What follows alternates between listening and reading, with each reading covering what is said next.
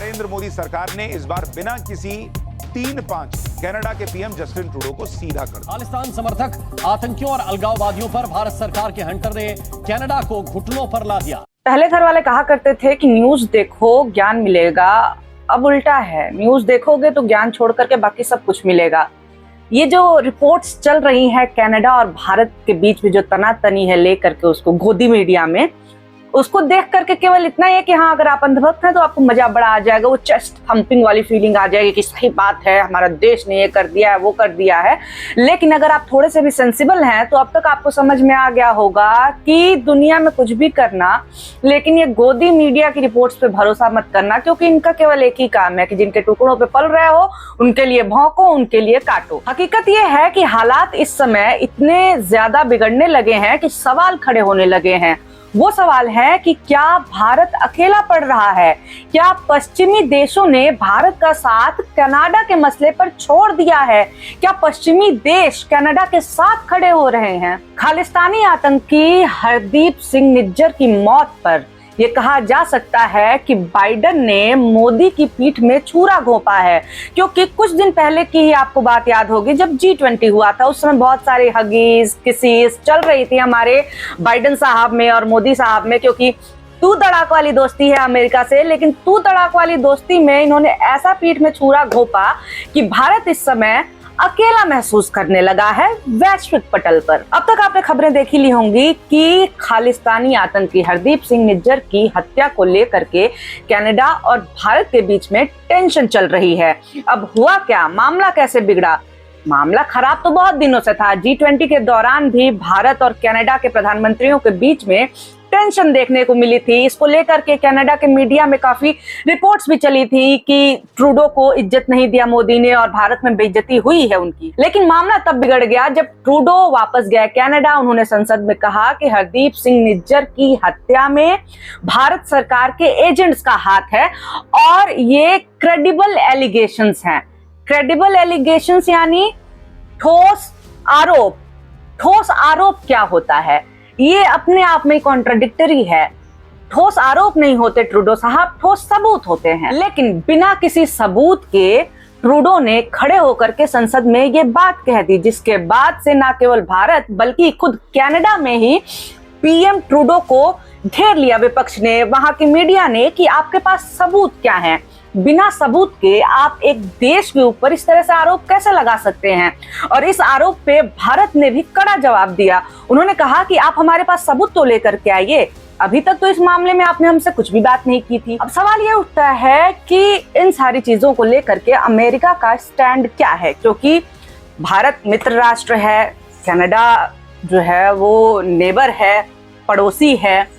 हमारे पड़ोसियों की तरह रिश्ते नहीं है उनके, ठीक रिश्ते हैं, अच्छे रिश्ते हैं। तो फिर ऐसे में अमेरिका का स्टैंड क्या है? तो अगर आप गोदी मीडिया देखते हैं तो आपको लगेगा कि बस बाइडेन जो है वो चढ़ाई कर ही देगा मोदी जी के लिए कनाडा के ऊपर। और अगर आप बाकी रिपोर्ट्स भी देखें तो यही लग रहा है कि हाँ, वो ये कह रहे हैं कि ठीक है, जांच चलने दो, जांच चलने दो। लेकिन कई रिपोर्ट्स जब आप ध्यान से पढ़ेंगे और इनकी भाषा देखेंगे, किस तरह से इनके जो अधिकारी हैं, इनके एजेंट्स हैं, इनके एनएसए जो हैं, वो किस तरह से बात कर रहे हैं, तब आपको समझ में आ जाएगा कि इनडायरेक्टली अमेरिका किधर की तरफ झुका हुआ है।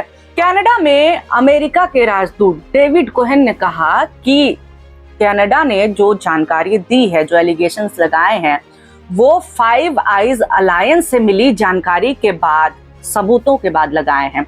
फाइव आइज अलायंस क्या है?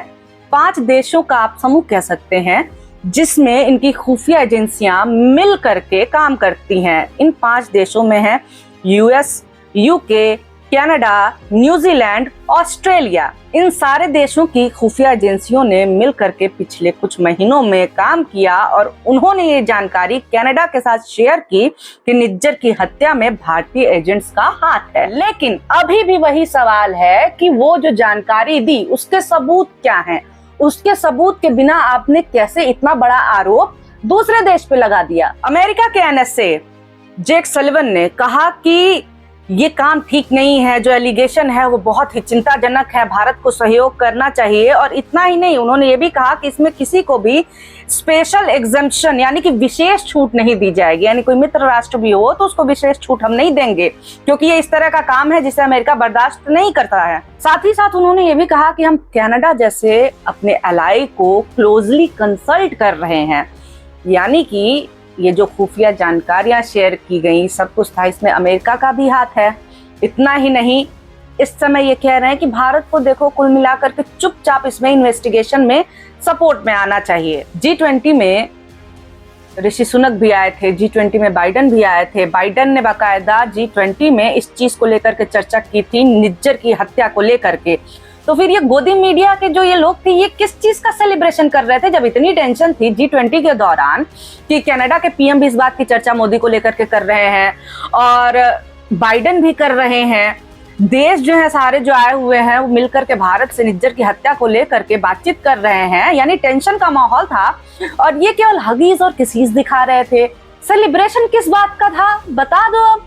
खैर, तो ट्रूडो के आरोपों के बाद से जो मुख्य विपक्षी नेता हैं पियर, उन्होंने कहा कि आप सबूत दीजिए, ये जो आपने एलिगेशंस लगाए हैं वो बहुत गंभीर है, सबूत दीजिए। अब देखिए, वहां पे विपक्ष अगर सबूत मांगता है तो उन्हें आतंकी नहीं कहा जाता है, तो ये लोकतांत्रिक प्रक्रिया है। और विपक्ष की तो बात छोड़ ही दीजिए, खुद जस्टिन ट्रूडो की पार्टी के सांसद लॉ मेकर आर्य चंद्रा, जो कि भारतीय मूल के हैं, इंडो कैनेडियन नेता हैं वो वहां के, उन्होंने कहा कि जिस तरह से खालिस्तान की राइजिंग हुई है, जिस तरह से खालिस्तान का उदय इतने बड़े लेवल पे हुआ है, इसमें ट्रूडो की भी गलती है, इसमें देश के सरकार की गलती है। और इसी गलती की वजह से इस समय देश में जो हिंदू कैनेडियंस हैं उनके ऊपर खतरा है।